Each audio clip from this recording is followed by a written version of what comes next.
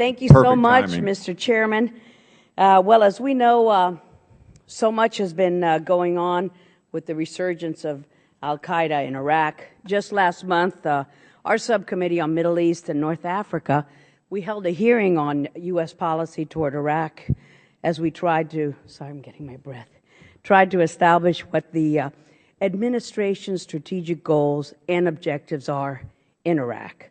And the most common theme and cause for concern that came up throughout our hearing was the threat posed by the resurgence of al-Qaeda in Iraq. Unfortunately, as we have seen in many of our other hearings this year, al-Qaeda is resurgent throughout the Middle East and North Africa, not just in Iraq. The grim reality is that al-Qaeda is on the rise. It continues to be a grave threat to U.S. national security, despite the administration's assessment that it is on the run. It has now been 2 years since we withdrew all U.S. forces from Iraq, leaving behind a fragile Iraq that perhaps was not ready to become stable.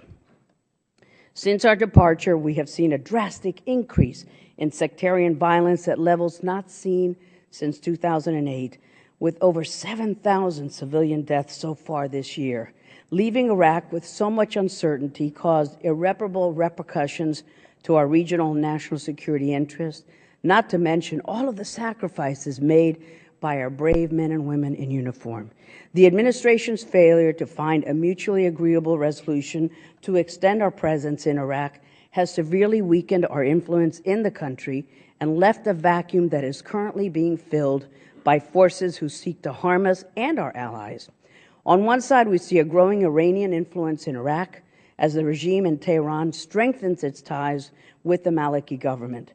Nowhere is this more evident than with the unwillingness of the Iraqi government to halt the Iranians from using Iraqi airspace to ship Assad and his regime weapons, supplies, and even Iran's Revolutionary Guard Corps, RRGC, members to fight along with Hezbollah and Assad's forces.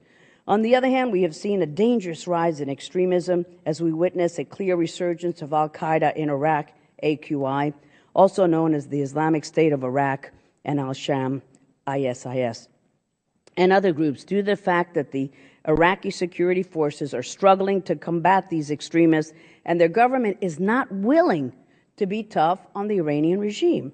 AQI took advantage of the uncertain security situation created by the U.S. disengagement in Iraq and reemerged stronger, more popular than before the surge.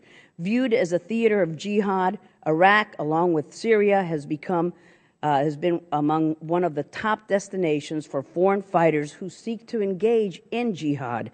These foreign fighters pose a serious threat to our national security, that of our regional allies and beyond, and may soon be able to create a large safe haven that spans from Syria to Iraq due to the instability and lack of security in both countries. Not only do these fighters threaten our European partners, where many of these foreign fighters come to train, to wage jihad, and then take what they learn back to their home countries, they also threaten our friends and allies in the region, like Israel, Jordan, the UAE, who all fear that the extremists will soon turn their attention toward them.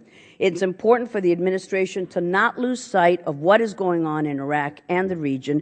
Instead, it must strategically implement clear, constructive, goal-oriented policies that are geared toward advancing U.S. national security interests in the long run. Thank you, Mr. Chairman, for the time.